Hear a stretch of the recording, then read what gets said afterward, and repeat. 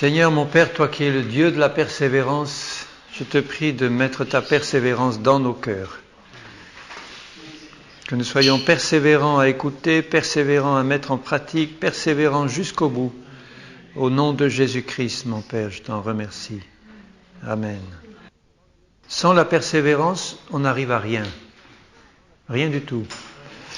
Même dans le monde, ceux qui vont le plus loin, dans le monde, dans leur domaine, ce sont ceux qui persévèrent dans leurs efforts. Ils commencent quelque chose et puis ils ne s'arrêtent pas à la première difficulté.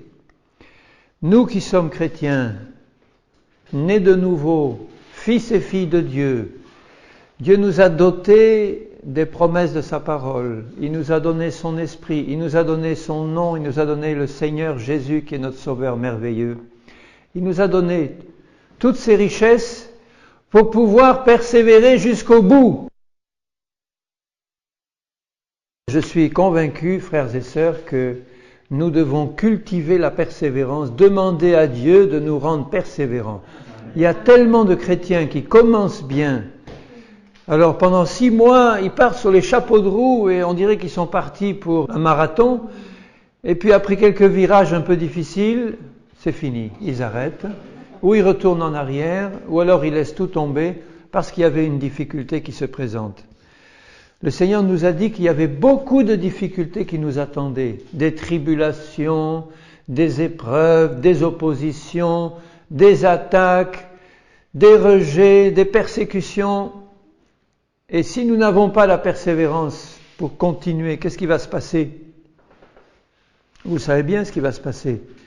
Il va se passer quelque chose qui ne va pas rendre honneur et gloire au Seigneur Jésus, parce que l'auteur de l'Épître aux Hébreux dit, nous ne sommes pas de ceux qui se retirent pour se perdre. Jésus dit, celui qui persévérera jusqu'à la fin sera sauvé. C'est le même mot pour guéri, c'est le même mot pour délivrer. Sauvé, dans la Bible, ça veut dire arriver à bon port dans tous les domaines. Guéri, sauvé, vie éternelle, délivré de la puissance de Satan. Nous avons reçu tout cela en Jésus. Mais Jésus veut que ça se traduise dans nos vies et pour ça, il faut persévérer dans toutes les difficultés. Vous savez ce que ça veut dire persévérer? Ça vient d'un mot latin qui veut dire perseverare et ça vient du mot sévère. La racine, c'est le même mot que sévère. Sévère, per, ça veut dire qu'il va jusqu'au bout. Donc, qui reste ferme et sévère dans ses convictions, sérieux, pour aller jusqu'au bout et atteindre le but. Est-ce que tu es sévère avec toi-même, sévère avec ce que Dieu te dit, sévère dans la mise en pratique de sa parole? C'est le contraire de s'amuser. Ceux qui s'amusent et ceux qui rient ne sont pas sévères. Ça ne veut pas dire qu'on doit toujours être joyeux de toute façon avec le Seigneur. Mais on doit être joyeux sans être léger. Et pour persévérer, il faut être sérieux avec le Seigneur. Ne pas se laisser troubler par les obstacles, les difficultés. Ça vous arrive d'avoir des obstacles et des difficultés? Ou il n'y a que moi qui en ai ici? On a tous notre lot. Et ces difficultés, ces obstacles sont devant nous pour que nous les franchissions au nom du Seigneur Jésus et avec toutes les armes qu'il nous donne. Et pas pour rester coincés derrière. Dans Ésaïe 32, il y a un verset qui est intéressant, au verset 8. « Celui qui est noble forme de nobles desseins, et il persévère dans ses nobles desseins. » Ésaïe 32, 8. C'est un très beau verset. Celui qui est noble, il forme des nobles desseins, et il persévère dans ses nobles desseins. Donc déjà, la persévérance, c'est un signe de noblesse. Nous sommes de la race du Dieu Tout-Puissant par la foi. Nous sommes des fils et des filles du Seigneur. Le Seigneur, lui, est noble. Il forme des nobles desseins Et le Seigneur persévère dans ses nobles desseins. Il s'appelle le Dieu de la persévérance. Rien n'arrête le Seigneur que notre propre désobéissance et notre propre révolte. Mais rien n'arrête le Seigneur. Il persévère dans ce qu'il a décidé. Vous vous rendez compte la persévérance du Seigneur? 2000 ans après la destruction de l'État d'Israël, la persévérance du Seigneur pour reconstituer ce pays, pour ramener les Juifs en terre d'Israël, pour reprendre son plan vis-à-vis de son peuple d'Israël, après 2000 ans d'arrêt et d'absence, il n'a pas oublié ses promesses, il a persévéré, et maintenant nous voyons le fruit s'accomplir dans la vie de son peuple. Celui qui est noble forme de nobles desseins. Et les nobles desseins que nous formons, nous pouvons les former parce que c'est Dieu qui nous les présente. Nous avons reçu une nature nouvelle, Dieu nous donne des projets, des desseins dans son cœur qui sont le résultat de sa parole révélée en nous. Il nous donne ces nobles desseins, ces projets, sa promesse, sa parole, et il dit maintenant, tu vas garder ça dans ton cœur, tu es noble, tu vas concevoir ces nobles desseins, les former dans ton cœur par la parole du Seigneur, et tu vas persévérer dans ces nobles desseins jusqu'à ce que tu arrives au but. Voyez le verset suivant qui dit « Femme insouciante, fille indolente, prêtez l'oreille à ma parole ». C'était des gens qui ne persévéraient pas. Les gens qui sont indolents et insouciants.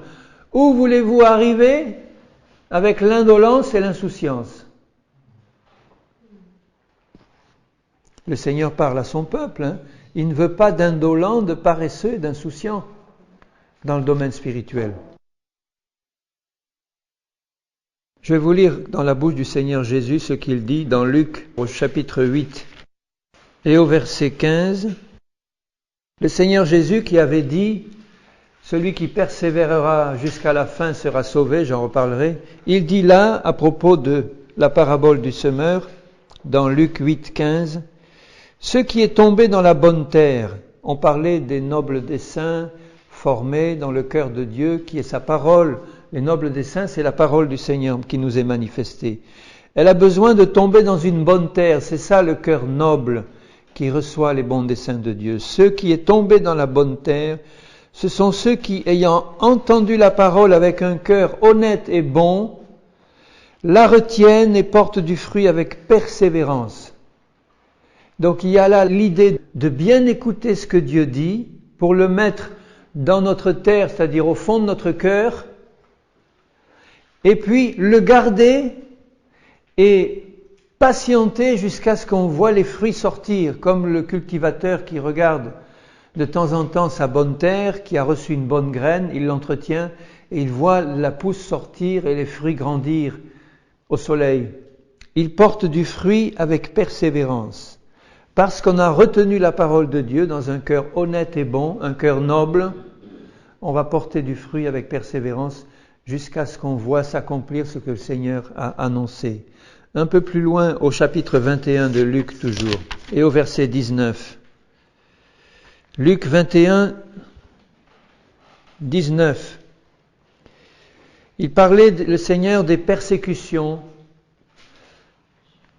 des tribulations, et il nous donne une promesse. Il dit, « Il ne se perdra pas un cheveu de votre tête. Par votre persévérance, vous sauverez vos âmes. » Nous savons que le salut, c'est un don gratuit de Dieu. On ne le mérite pas et on n'a pas à payer notre salut par un prix quelconque. Le Seigneur a payé par son sang. Mais il dit bien là que par notre persévérance, nous sauverons nos âmes. Vous voyez la responsabilité sur qui elle repose? Elle repose sur nous. Jésus a tout accompli, il a payé le prix suprême, il nous a acquis par son sang toutes les richesses de Dieu, il les met à notre disposition par la foi, et maintenant il nous dit, prends, serre-toi et persévère jusqu'au bout, jusqu'à ce que tu vois s'accomplir tout ce que je t'ai promis. Par ta persévérance, tu sauveras ton âme. Donc, à plus forte raison, par ta persévérance, tu obtiendras tout ce que Dieu a promis. Par ta persévérance, tu obtiendras tout ce que Dieu a promis, par la foi et la persévérance. Les deux ne sont pas du tout la même chose. La Bible parle souvent de la foi associée à la persévérance. Foi et persévérance, c'est pas la même chose. Vous pouvez avoir la foi, mais ne pas persévérer dans la foi, comme Pierre qui marchait sur l'eau et qui n'a pas persévéré dans la foi. Par contre, vous pouvez persévérer sans avoir la foi. C'est pas beau non plus. C'est de l'entêtement. Mais la foi plus la persévérance égale héritage des promesses. Ça veut dire une foi vivante, c'est une confiance en Dieu et en ce qu'il a dit. Et je persévère dans cette foi, je ne me laisse pas démonter par aucun obstacle, par aucune opposition de l'ennemi. Et par la foi et la persévérance, j'hérite de tout ce que Jésus m'a acquis à la croix. Je l'hérite. Ça vous est déjà arrivé de toucher un héritage? Eh bien, à l'instant où celui qui vous a fait l'héritage meurt, vous devenez héritier. À l'instant où il meurt, mais vous n'avez pas encore l'héritage en main. Il y a des tas de formalités à faire. Il faut aller devant un notaire, il faut lire le testament, il faut faire les formalités, etc. Et à chaque étape, il faut croire que ce qui est dit est vrai. Si vous ne croyez pas que vous êtes convoqué chez le notaire demain à 18h, vous n'irez jamais. Si vous ne croyez pas ce qui est dit dans le testament, vous n'allez jamais l'hériter. Ça va tomber dans le domaine public. Il faut croire et il faut persévérer. Il faut entrer dans ce que Dieu nous demande. Au chapitre 22, juste à côté, un peu plus loin, et au verset 28, Jésus dit encore ceci. Au verset 28, vous êtes ceux qui ont persévéré avec moi dans mes épreuves. C'est pourquoi je dispose du royaume en votre faveur. Alors je répète pour ceux qui n'écoutent pas. Vous êtes ceux qui ont persévéré avec moi dans mes épreuves. C'est pourquoi je dispose du royaume en votre faveur, comme mon Père en a disposé en ma faveur, afin que vous mangiez et buviez à ma table dans mon royaume et que vous soyez assis sur des trônes pour juger les 12 tribus d'Israël. Voyez le fruit de la persévérance? Il parle bien, persévérer avec moi dans les épreuves, les difficultés, les coups durs, les oppositions du diable, les maladies qu'on peut avoir sur le chemin, tout ça, toutes ces épreuves. Mais il dit, vous avez persévéré avec moi. Avec moi. Et il dit, dans mes épreuves. Ce sont les épreuves du Seigneur. Chaque fois que tu traverses une maladie, une épreuve, une difficulté, le Seigneur souffre avec toi. Et le Seigneur qui est puissant pour t'en sortir, il voudrait que tu t'en sortes par la foi et la persévérance en lui. Parce que lui, il persévère dans tes épreuves, comme il a persévéré dans les siennes. Et si nous persévérons avec lui, il dit, je dispose du royaume en ta faveur. Mange et bois dans mon royaume. C'est pas simplement réservé au temps où nous serons autour de la table des noces de l'agneau. Mais on commence à manger et à boire quand on prend les richesses du Seigneur qui nous promet. Là, ici-bas sur cette terre, quand tu reçois une guérison par la foi, tu manges et tu bois à la table du Seigneur. Quand tu reçois une bénédiction du Seigneur, un accomplissement d'une promesse, tu manges et tu bois à la table du Seigneur. Pourquoi tu arrives à manger et à boire? Parce que tu as traversé une épreuve en persévérant avec Jésus, qui a persévéré avec toi. Lui, il persévère tout le temps, le Seigneur. Si nous n'arrivons pas au bout, ce n'est pas la faute du Seigneur qui est prêt à persévérer jusqu'au bout parce qu'il y est déjà passé et il a vaincu par la persévérance. Mais c'est parce que quelque part, le long du chemin, nous avons lâché. Nous avons laissé tomber le Seigneur et sa parole et nous n'avons plus persévéré. C'est pas pour vous culpabiliser que je dis ça, c'est pour vous encourager à persévérer jusqu'au bout. Quand nous persévérons jusqu'au bout, il y a une victoire qui se manifeste. Et c'est ça que Dieu veut, c'est ça qui le glorifie. C'est ça que le Seigneur veut. Mais trop de chrétiens passent leur temps à faire ce que le diable veut. Le diable arrive, il met un obstacle, c'est-à-dire le diable, qu'est-ce qu'il veut? Il veut nous empêcher d'avoir l'héritage. Il voudrait empocher l'héritage pour lui.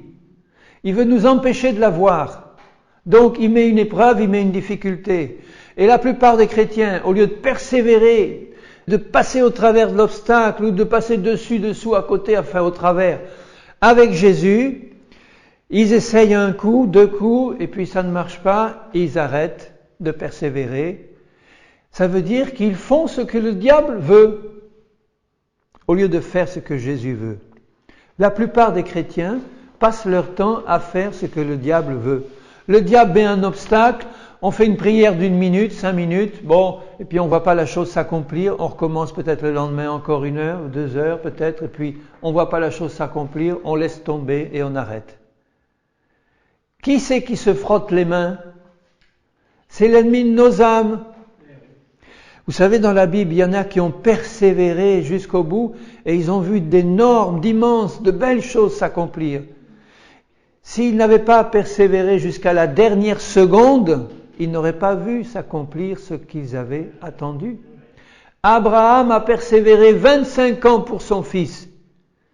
S'il s'était arrêté à la 24e année, on ne serait pas là aujourd'hui, Jésus ne serait même pas venu sur la terre parce qu'il n'aurait pas eu de fils et aucune des paroles du Seigneur ne se serait accomplie. Il a persévéré par la foi, ne considéra pas son corps déjà usé.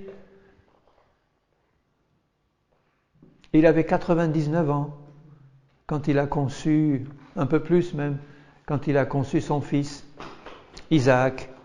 Et sa femme avait près de 90 ans. Vous ne croyez pas qu'il fallait de la persévérance et de la foi pour attendre 25 ans cette promesse? Quand le Seigneur lui a dit la première fois qu'il allait avoir un fils, il avait 75 ans.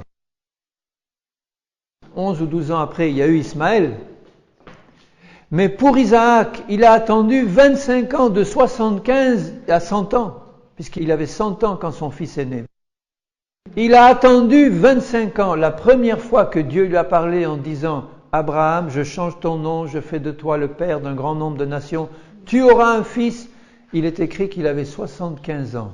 Il était tout jeune, tout guilleré à 75 ans. Eh bien, il a attendu 25 ans, l'âge de 100 ans pour avoir son fils. Et il nous est dit dans Romains 4 que chaque jour qui passait, il louait le Seigneur avec Sarah, pleinement convaincu que ce que Dieu promet, il peut aussi l'accomplir. C'est pourquoi il a hérité. Il avait la foi, il avait la persévérance. Quand Daniel, qui a eu ces révélations merveilleuses de la fin des temps, il passe 3 semaines à jeûner et à prier, et que pendant ce temps-là, il y a l'envoyé du ciel qui est stoppé par le prince de Perse, pendant 3 semaines, 21 jours, et qui s'en doutait pas, il a persévéré dans le jeûne et la prière jusqu'à ce qu'il voit l'ange arriver et lui faire des révélations fantastiques qui sont encore maintenant en train de s'accomplir ou qui vont encore s'accomplir. Tout ça parce qu'il a persévéré pendant 3 semaines dans un jeûne partiel, dans la prière, jusqu'à ce qu'il voit Dieu lui parler. Anne, la prophétesse, qui passait jour et nuit son temps dans le temple à jeûner et à prier, au temps de la naissance du Seigneur Jésus. Elle avait 87 ans quand Jésus est né, et il est dit qu'elle avait persévéré pendant 60 ans dans le jeûne et la prière dans le temple pour préparer la venue du Seigneur.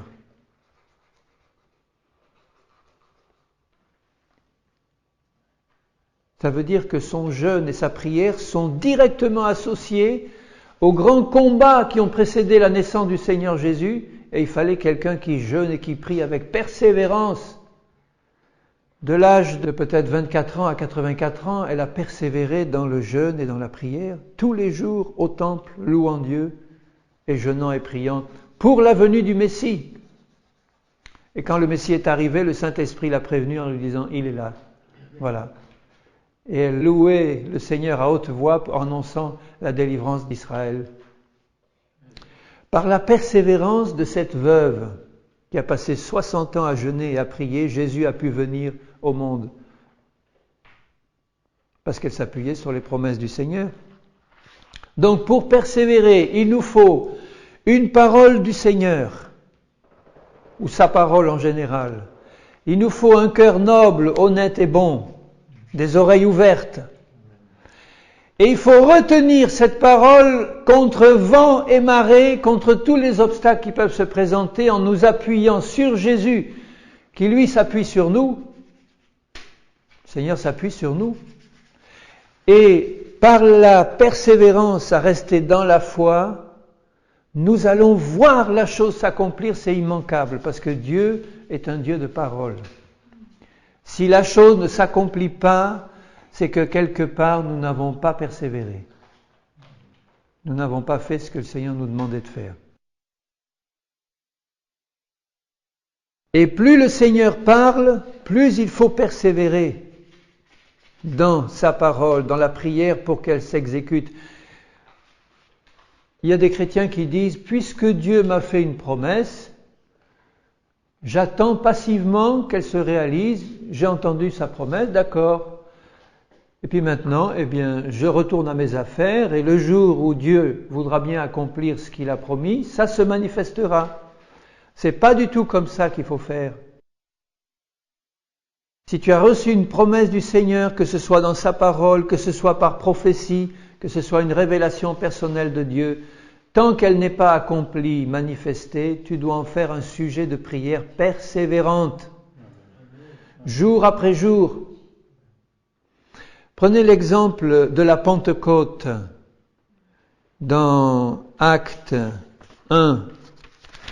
Jésus leur avait dit, dans peu de jours, vous serez baptisés du Saint-Esprit. Peu de jours, ce n'était pas des années à attendre.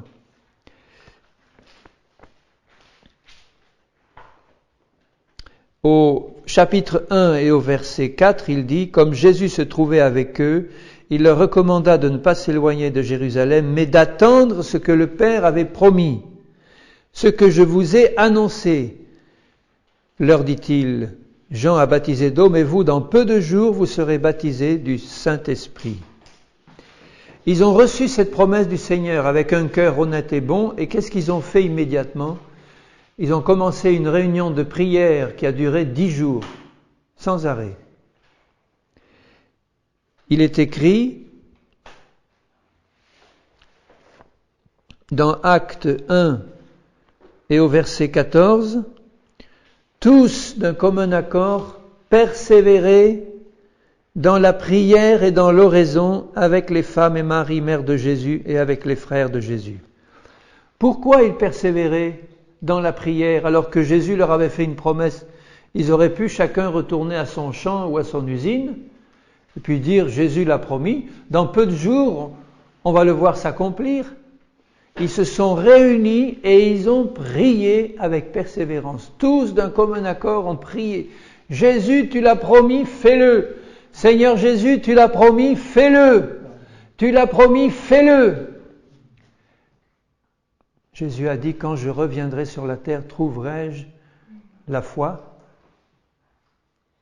Quand il nous parle de la veuve et du juge inique, la veuve qui voulait avoir quelque chose de ce juge qui était malhonnête, elle venait lui rompre la tête tous les jours. Et Jésus dit, entendez ce que dit le juge inique, il dit, bon, pour éviter qu'elle me rompe la tête, je vais lui rendre justice. À combien plus forte raison notre Père répondra-t-il sans tarder à ceux qui le harcèlent jour et nuit pour avoir la promesse qu'il a faite? Et il ajoute, quand je reviendrai sur la terre, trouverai-je la foi? Elle persévérait à venir frapper à la porte de ce juge pour avoir justice. Jésus avait promis le baptême du Saint-Esprit et la Pentecôte. Pendant 10 jours, ils ont persévéré jusqu'à ce que. Et le 10e jour, ils ont vu les langues de feu, le vent remplir la pièce, et ils ont été remplis. Jésus t'a peut-être parlé dans ton cœur pour te dire « Je te guéris de ta maladie ou de ton infirmité ». Ou bien « Regarde ma parole, je me suis chargé de tes maladies et de tes infirmités ». Tu as entendu la parole, tu as commencé à prier. Et puis parce que la douleur, les difficultés, les analyses et les docteurs t'ont dit que c'est allé trop loin, qu'est-ce que tu as fait? Tu as persévéré? C'est pas facile de persévérer, quelquefois. C'est même rarement facile de persévérer dans l'épreuve et la difficulté. Le Seigneur le sait très bien, il sait de quoi on est fait. On est tous faits de la même pâte. Il est venu sur la terre, dans un corps semblable au nôtre, pour pouvoir, lui, persévérer en tout et être vainqueur, et comme il vit en nous, nous donner la force de persévérer jusqu'au bout pour voir les choses s'accomplir. Donc si le Seigneur t'a parlé, bien-aimé, persévère dans la prière jusqu'à ce que il te montre où est l'obstacle, comment l'enlever, comment ouvrir la porte qui est fermée encore, comment ôter cet obstacle que Satan a réussi à placer sur ta route pour t'empêcher de passer. Si tu persévères dans la confiance et dans la prière, tu verras la chose s'accomplir, c'est la promesse du Seigneur, tu le verras. Tu le sentiras. Il y a quelques obstacles qui sont faciles à enlever. On prie une journée, un mois, bon. Mais d'autres qui sont extrêmement difficiles parce que Satan veut détruire toute l'œuvre de Jésus dans nos vies. Il veut détruire la foi, il veut la remplacer par l'incrédulité, il veut nous faire peur par toutes ces difficultés, ces obstacles qu'il met sur notre route. Et malheureusement, bien souvent, il y arrive. C'est vrai, hein? Mais le Seigneur n'est pas là pour nous juger et nous condamner, il est là pour nous encourager. Et c'est ce que je veux faire ce soir pour vous. Je dis que si vous avez échoué 10 fois, eh bien, la 11e, relève-toi. Si tu as échoué 20 fois, relève-toi la 21e et repars avec Jésus. Dis, Seigneur, maintenant, tu m'as montré que j'ai pas persévéré dans cette affaire, mais je sais que tu veux m'apprendre à persévérer jusqu'au bout. Seigneur, aide-moi à la prochaine occasion à persévérer avec toi au travers de l'obstacle jusqu'à ce que je vois la chose s'accomplir. Dans Actes 2, après avoir reçu le baptême du Saint-Esprit, ils ont prêché la parole et ceux qui reçurent de bon cœur sa parole furent baptisés. Il y a 3000 âmes qui s'ajoutent. Et au verset 42, il est dit « Ils persévéraient dans l'enseignement des apôtres. Ils persévéraient dans la communion fraternelle. Ils persévéraient dans la fraction du pain. Et ils persévéraient dans les prières. » Ils persévéraient dans 4 choses. Après avoir persévéré pour recevoir le baptême, dans Actes 2, 42, il est bien dit qu'ils persévéraient dans l'enseignement, dans la communion fraternelle, dans la fraction du pain et dans les prières. Ils persévéraient. Ils étaient sérieux, sévères. Et il se faisait beaucoup de prodiges et de miracles par les apôtres.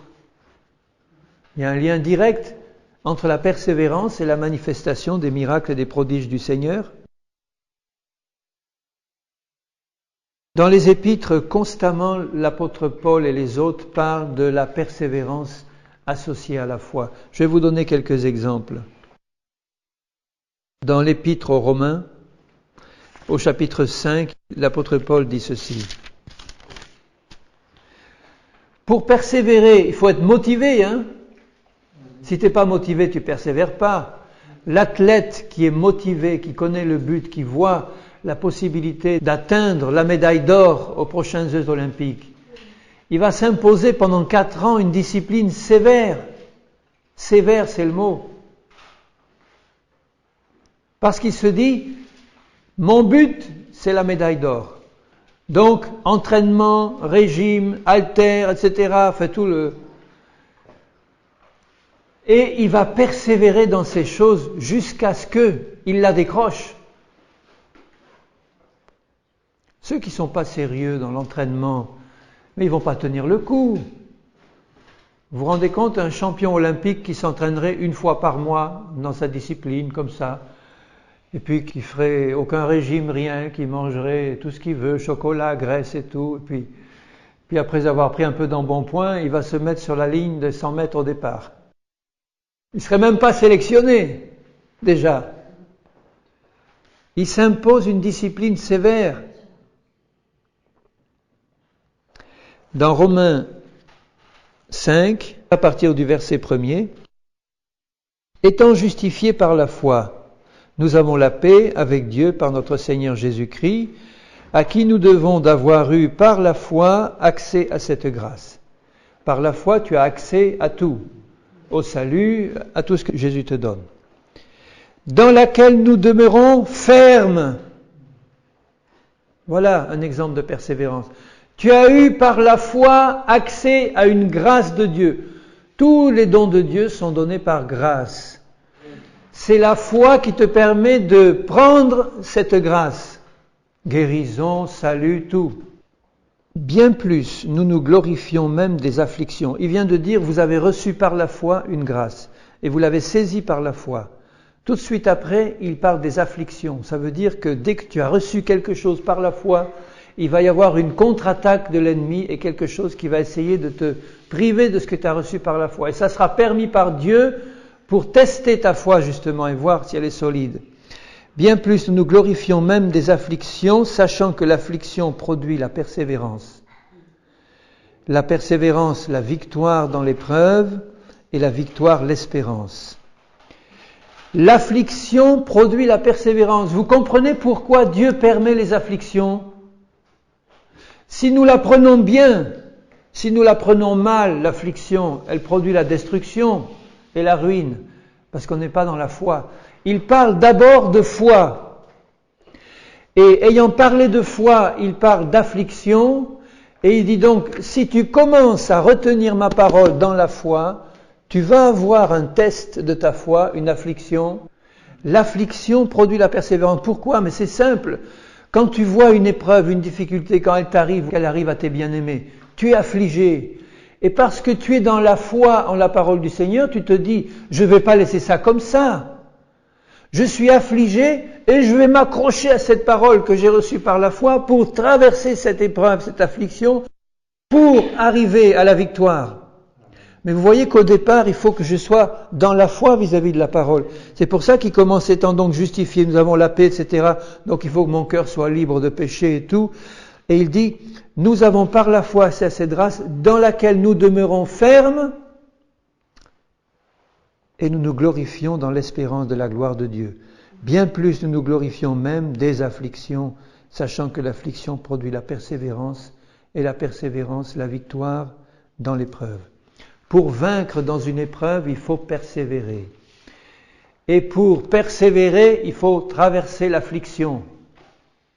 On n'a pas besoin de persévérance quand tout va bien, ni de foi.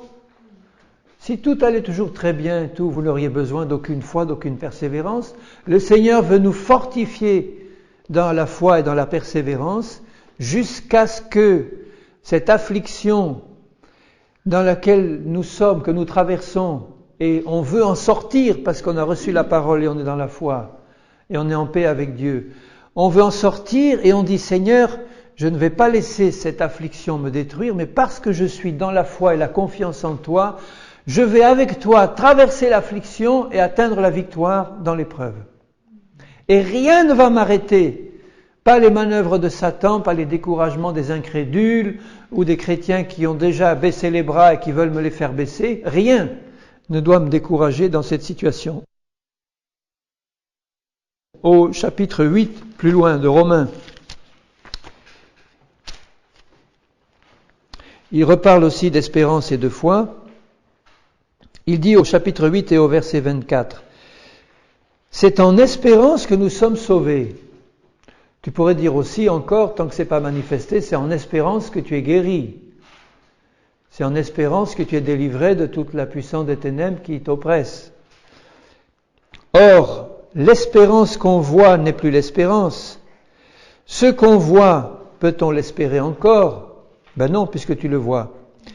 Mais si nous espérons ce que nous ne voyons pas, nous l'attendons avec persévérance. Voilà, c'est exactement ce qu'on venait de dire. Tu as la vision céleste qui t'est ouverte par la parole de Dieu, une promesse qui t'est donnée du Seigneur. C'est une vision céleste que tu vois là, un peu au loin, qui t'est donnée par le Seigneur. Et le Seigneur te dit maintenant, avance jusqu'à ce que tu pénètres dans cette vision, que tu la vois s'accomplir. Donc tu la vois par espérance. C'est comme le ciel, nous n'y sommes pas encore. Nous sommes sauvés en espérance. Nous voyons le ciel ouvert devant nous, mais nous n'y sommes pas encore. La porte est ouverte et nous sommes dans le royaume de Dieu maintenant. Mais nous ne sommes pas encore entrés dans ce ciel pour y être pour l'éternité avec Jésus. C'est en espérance que nous voyons ça. Mais cette espérance qui est ferme dans nos cœurs, parce que la foi c'est la ferme assurance des choses qu'on espère, nous avons cette espérance dans quelque chose que nous n'avons pas encore vu manifester. Nous l'espérons, mais nous l'attendons avec persévérance, parce que c'est l'attente persévérante qui me permettra d'entrer dans cette promesse. C'est l'attente persévérante dans la prière et dans la foi et la persévérance qui verra ta guérison se manifester par la puissance du Saint-Esprit. Ou n'importe quelle autre promesse du Seigneur. Et il y en a. Tu as besoin d'une promesse que tu n'as pas encore. Tu la prends par la foi. Tu es dans l'espérance biblique, c'est-à-dire tu as une poignée ferme sur cette promesse. Et maintenant tu traverses ce temps d'affliction qui te sépare de la manifestation de la promesse. Un temps d'épreuve où tu n'as encore rien vu de ce que Dieu t'a promis. Mais comme il l'a promis, il veut le faire et il le fera si tu restes accroché à sa parole en traversant l'obstacle jusqu'au bout. Tu sors et tu arrives là dans la clairière céleste où tu vois les choses servies sur la bonne table et tu te sers à ce moment-là. Merci Seigneur, je le vois maintenant. Je n'ai plus besoin d'espérance, même de persévérer. J'ai atteint le but, j'ai vu s'accomplir la promesse. Je l'ai vu s'accomplir. Alléluia. Persévère. Nous l'attendons avec persévérance, ce que nous ne voyons pas. Dans Éphésiens 6, verset 18. Nous savons que celui qui s'oppose à la manifestation des promesses, c'est le diable, l'ennemi de nos âmes. Et il dit dans Éphésiens 6, ce chapitre qui nous parle de combat contre les ruses du malin, au chapitre 6 d'Éphésiens et au verset 10, « Au reste, fortifiez-vous dans le Seigneur et par sa force toute puissante. » Comment est-ce que je peux me fortifier dans le Seigneur? Par la communion avec Jésus et avec sa parole. Je garde sa parole dans mon cœur, elle me fortifie. Maintenant, revêtez-vous de toutes les armes de Dieu pour pouvoir tenir ferme. Vous voyez la persévérance là encore, tenir ferme contre les ruses du diable. Nous n'avons pas à lutter contre la chair et le sang, mais contre les dominations, etc., tous ces princes du monde de ténèbres. Verset 13, c'est pourquoi prenez toutes les armes de Dieu afin de pouvoir résister dans le mauvais jour. Prenez toutes ces armes qu'il donne là. Prenez le sang de Jésus, prenez la justice du Seigneur, prenez la parole de Dieu, prenez le revêtement du Saint-Esprit qu'il nous donne. Revêtons-nous de toutes ces armes pour pouvoir résister dans le mauvais jour. Le mauvais jour, c'est le jour de l'affliction, où tu ne vois pas encore ses promesses, où tu es encore dedans, dans les difficultés, les épreuves, mais tu as le regard sur Jésus et sur sa parole. Et pour pouvoir tenir ferme après avoir tout surmonté, toutes les difficultés, tous les obstacles, toutes les afflictions, tu as surmonté tout ça par la grâce de Dieu. Et tu as tenu ferme. Et il décrit ses armes, je dis au verset 18, la dernière des armes, faites en tout temps par l'Esprit toutes sortes de prières et de supplications, veillez à cela avec une entière persévérance et priez pour tous les saints, priez pour moi, etc. Il nous parle d'un combat contre l'ennemi qui veut nous empêcher de voir la promesse se manifester. Les afflictions dont on parlait tout à l'heure, les difficultés, les problèmes. La plupart, c'est Satan qui les met sur notre route, ses dominations, ses autorités. Il nous dit, bon, vous vous saisissez de toutes ces armes, qui sont des armes de sainteté, des armes d'obéissance, et maintenant, armé de ces choses, tu résistes dans la prière. Dans la prière. Persévérez, faites en tout temps par l'Esprit toutes sortes de prières et de supplications. Seigneur, tu l'as dit, accomplis-le. Seigneur, tu l'as dit, je m'accroche à ta parole, fais-le. Seigneur, enlève cet obstacle. Seigneur, montre-moi comment faire, donne-moi ta sagesse. Seigneur, fais-le, je t'en supplie, fais-le. Et j'insiste parce que j'ai la foi et l'espérance dans mon cœur. Et je persévère à percer ce béton que Satan a mis devant moi, à prendre le marteau-piqueur de la prière et de percer ce béton jusqu'à ce que il y a un petit trou qui apparaît là. Ça y est, ça commence, la victoire approche. Allez, je persévère, je ne vais pas m'arrêter là, non, je ne vais pas arrêter, même si c'est de la grosseur d'une pomme. Il faut que je passe. Et j'élargis le trou et je passe, au nom de Jésus. En tout temps, prière, supplication, avec une entière persévérance. Vous voyez que celui qui prie comme ça, il est motivé. Pourquoi est-ce qu'il est motivé? Parce qu'il a confiance en Dieu. Sinon, il s'arrêterait. Si tu n'avais pas vraiment confiance en Dieu et en sa parole, si tu ne savais pas que Dieu est un Dieu de parole, qu'il a donné sa parole, c'est pour l'accomplir. Il ne faillit pas. Il n'est pas un homme pour mentir. Il a donné sa parole, tu l'as gardée dans un cœur noble, honnête et bon. Tu prends toutes les armes qu'il t'a données et tu fonces avec une entière persévérance. Tu serres les dents et tu y vas. Et si c'est pas fait dans la première journée, tu recommences le lendemain. Et tu demandes de l'aide à tes frères et sœurs. Et tu persévères, sans t'arrêter jusqu'à ce que ne t'arrête pas en chemin. À quoi ça servirait? Vous imaginez un peu le tunnel sous la Manche, s'ils avaient percé des deux côtés, et puis qu'ils s'étaient arrêtés à 1 mètre l'un de l'autre. Ils ont laissé 1 mètre de rocher là-dedans, et puis ils disent, bon, ça commence à devenir trop long, on s'arrête et on s'en va. Mais tout cet argent gaspillé, tout ce temps passé, tout ça, pour un petit quelque chose qui restait. Il y a beaucoup de chrétiens qui sont comme ça, ils creusent leur tunnel, ils creusent. Ils disent, bon, il doit y rien avoir derrière, je m'arrête. Et puis ils stoppent, ils s'en vont. Ils auraient persévéré 1 jour de plus, 1 heure de plus quelquefois. Ils auraient vu la guérison se manifester, ils auraient vu le démon partir, ils auraient vu l'exaucement se manifester. Il faut persévérer jusqu'au bout. Pas 1 mois, 2 mois, 1 an, 10 ans, 25 ans, jusqu'à ce que tu le vois. Parce que Jésus a dit, crois que tu l'as reçu, continue à prier, tu le verras, pas au ciel. Pas au ciel, mais ici, là, tu le verras s'accomplir. Ce que je t'ai promis, tu le verras s'accomplir. Ne lâche pas tant que tu l'as pas vu. C'est pas parce que tu sens encore les douleurs et que ça fait 10 ans que tu pries, que tu vois rien ou pas grand chose, qu'il n'y a rien qui se passe. Le tunnel est en train de se creuser, continue. Va jusqu'au bout. Dieu est avec toi. Et derrière, il y a l'exaucement manifesté. Peut-être que dans la minute qui suit, tu vas le voir s'accomplir. Je prie souvent pour ça, je dis souvent au Seigneur, Seigneur, quand je prêche ta parole, qu'il y ait des miracles là qui se passent dans les vies, qui écoutent, sans que j'ai besoin de faire quoi que ce soit, ni prière, ni imposition des mains, ni rien, uniquement par ta parole et par ton esprit. Alors je m'y attends à ce que ces paroles fassent des miracles dans vos vies, vous qui écoutez cette parole, que là, ça débloque quelque chose qui était bloqué depuis des années, ça vous fasse persévérer et aller plus loin jusqu'à ce que vous ayez percé le trou suffisamment pour passer. Alléluia. Persévérez. Veillez avec une entière persévérance dans la prière. Dans Colossiens 4, 2, juste quelques pages après, il nous dit encore, Colossiens 4, 2, persévérez dans la prière, veillez-y avec action de grâce. C'est la même idée. Persévérer dans la prière. Pourquoi il nous dit de persévérer dans la prière? Parce que la prière, c'est un combat.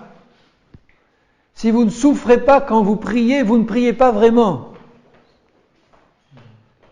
La prière, c'est un combat, c'est dur, c'est pénible de prier. Je veux dire, quand tu as affaire à quelque chose qu'il faut percer là jusqu'au bout, tu sens qu'il y a des obstacles, des difficultés, puis tu es là, tu pries, tu vois pas grand-chose, tu vois rien. C'est pénible, c'est un combat. On a besoin de persévérance pour prier.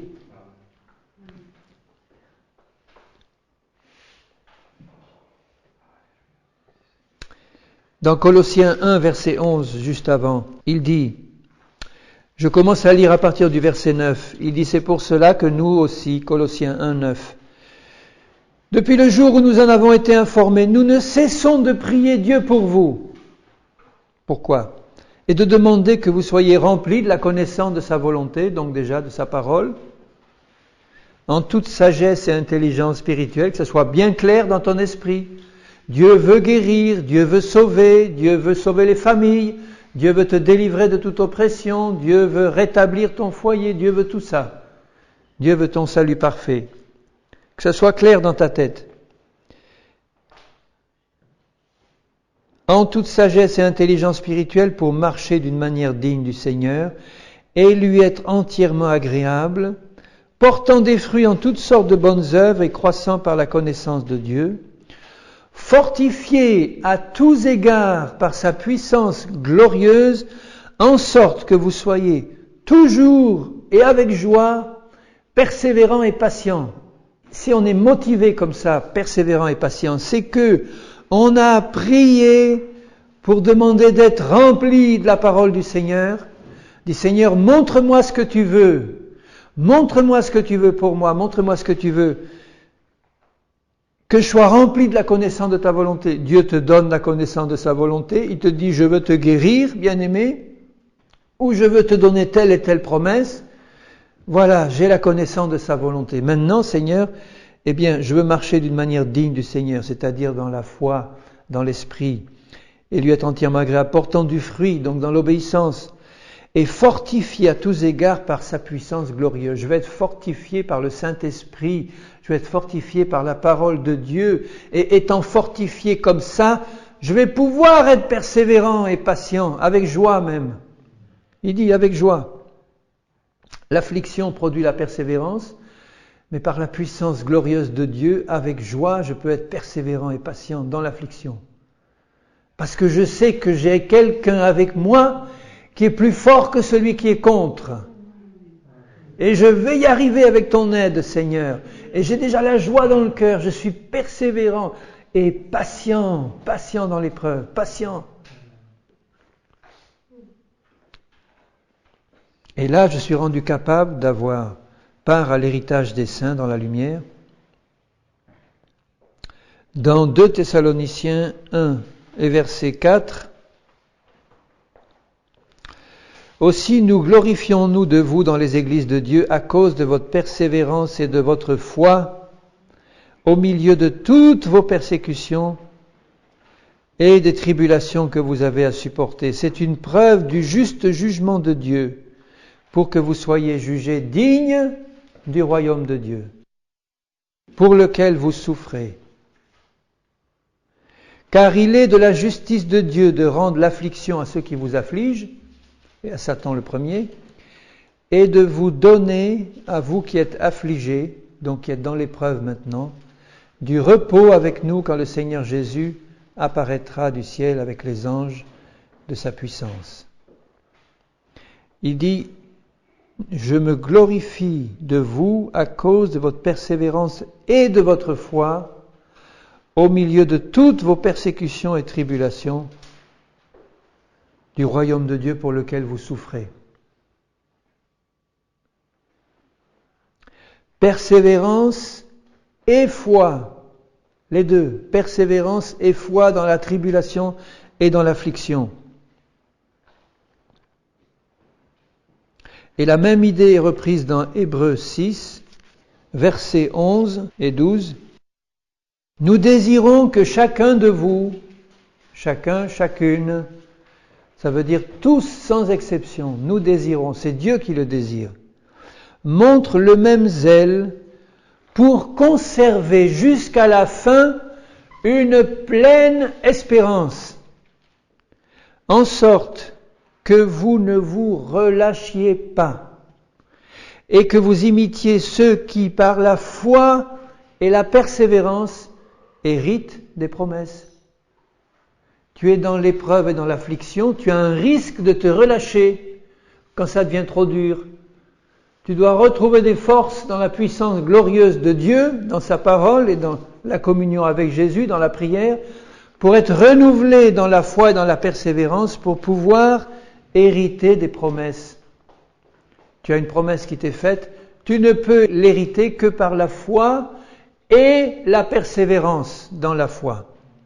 Quand Dieu fit la promesse à Abraham, ne pouvant jurer par un plus grand que lui, il jura par lui-même et dit « Certainement je te bénirai et je multiplierai ta postérité. » 25 ans après, et c'est ainsi qu'Abraham, ayant persévéré, obtint l'effet de la promesse. Dieu avait juré, vous vous rendez compte? Jure, il n'y a que lui qui peut le faire. Nous, on n'a pas le droit de jurer. Lui avait juré par son saint nom en disant « Abraham, je te bénirai et je multiplierai ta postérité. » Certainement, vous vous rendez compte quand Dieu prend la peine de dire ça, certainement je te guérirai entièrement, certainement je rétablirai ta vue, certainement je rétablirai ton genou, certainement je t'enlèverai ton arthrose, certainement je t'enlèverai toute maladie, toute infirmité. Amen, amen. Amen. Et ayant persévéré dans l'espérance et dans la foi, tu vois l'accomplissement de ce que Dieu a dit.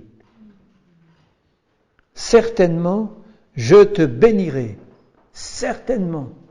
Tu vas traverser de grands obstacles. Plus l'épreuve est grande et plus tu as besoin de persévérer, mais tu la reçois aussi du Seigneur parce qu'il te la donne. Et pourquoi tu la reçois? Parce que tu connais ton Dieu. Mais tu le connais, ton Dieu. Tu sais que tu n'as pas un Dieu qui ment. Si tu n'as encore rien vu, c'est pas que lui s'est détourné de toi ou qu'il a changé sa parole. C'est pas ça du tout. C'est une invitation à continuer à persévérer dans la prière, sans te laisser démonter par ce que tu peux voir, ou ce que tu peux entendre, ou sentir dans ton corps ou autour de toi. Dieu a parlé.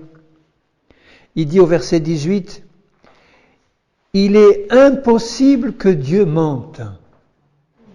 Et nous le faisons menteur quand nous arrêtons de persévérer. » On le fait menteur, c'est comme si on disait, mais après tout, ça marche pas. Sa parole, elle marche pas. J'ai essayé. Il y a des chrétiens qui osent dire ça. J'ai essayé, mais ça marche pas. Non, ils ont essayé, mais ils n'ont pas persévéré. Ils n'étaient ni dans la foi, ni dans la persévérance. Dans la foi et dans la persévérance, tu as une promesse de succès à 100%. Pas à 99,5%, à 100%. De succès. Vous voyez à quel point nous avons besoin de nous repentir de notre incrédulité, de notre manque de foi et de persévérance.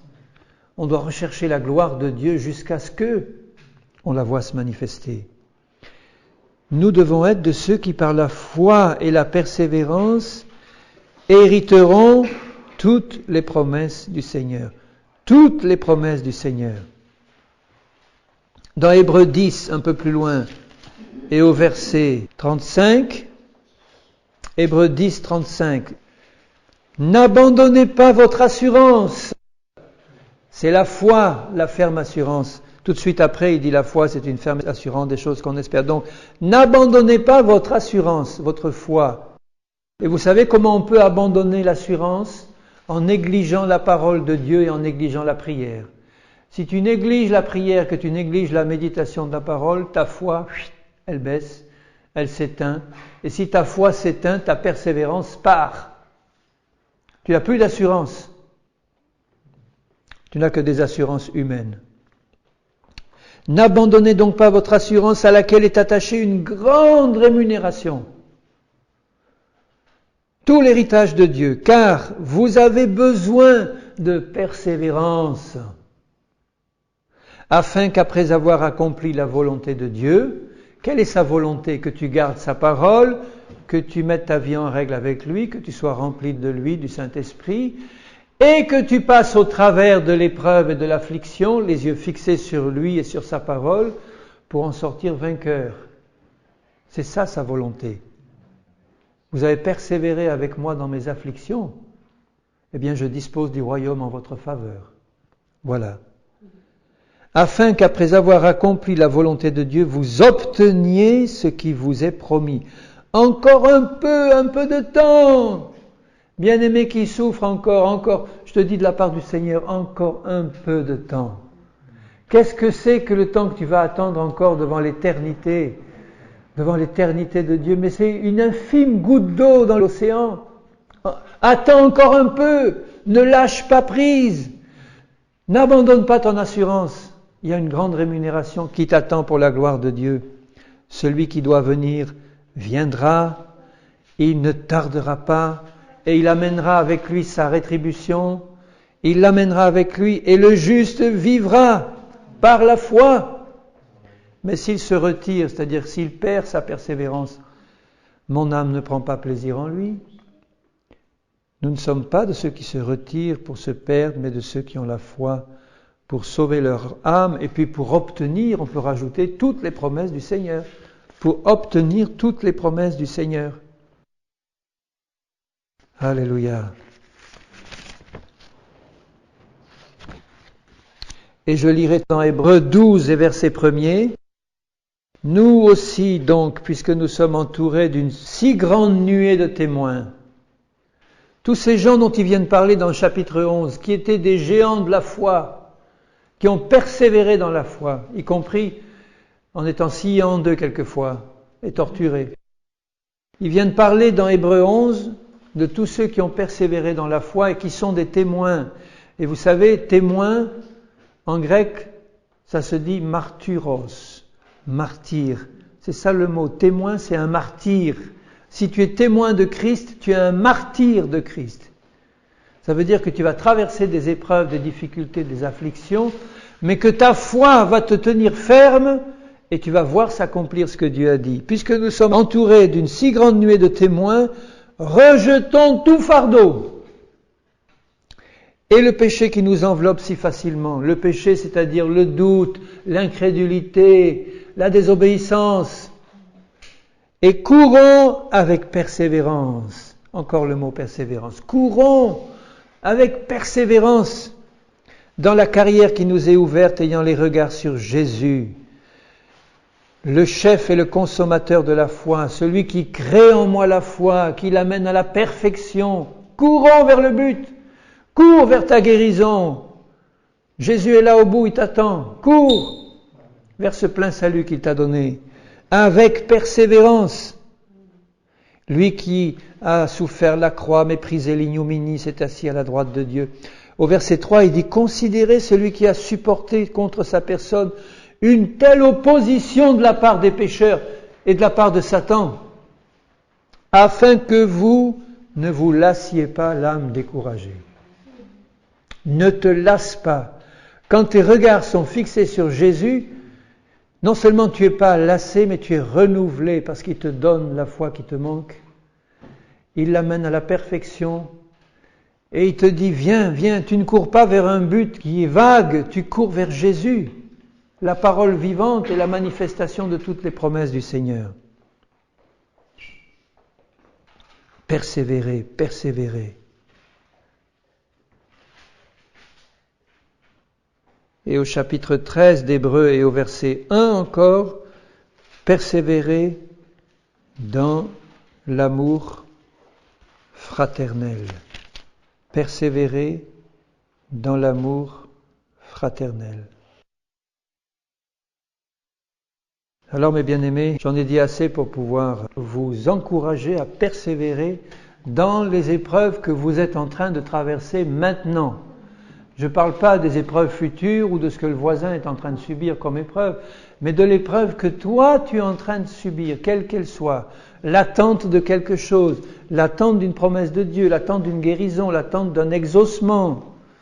Renouvelle-toi dans la parole du Seigneur, reprends sa main, cours avec persévérance le regard sur Jésus, et ce qu'il t'a promis, il l'accomplira dans ta vie, et tu glorifieras le Seigneur par ton témoignage.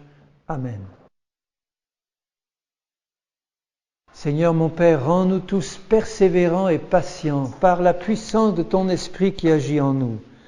Je te le demande pour tous mes bien-aimés qui sont là, pour moi-même. Seigneur, nous avons besoin de persévérer dans la prière, dans la foi. Nous avons besoin de persévérer dans ces obstacles et ces difficultés pour aller jusqu'au bout à ce que tu as promis, Seigneur, que nous puissions tous glorifier ton nom par l'accomplissement de tes promesses dans nos vies. Donne-nous cette persévérance, Seigneur, dans la prière, dans la foi. Remplis-nous de ta parole et de ta présence, que nous puissions foncer dans ces obstacles et les faire voler en éclats par la puissance de ton esprit et de ta parole.